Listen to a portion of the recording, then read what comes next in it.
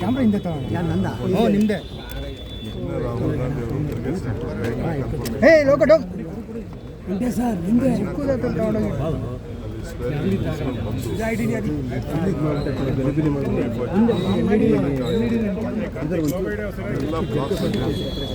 ರಾಜ್ಯದ ಎಲ್ಲ block DCC president chiefs ex MLAs ex MPs ಅವನ್ನೆಲ್ಲ ಕೂಡ ಇದು ಇನ್ವಿಟೇಷನ್ ಪಬ್ಲಿಕ್ ಎಲ್ಲ ಮಾಡೋಕ್ಕಾಗಲ್ಲ.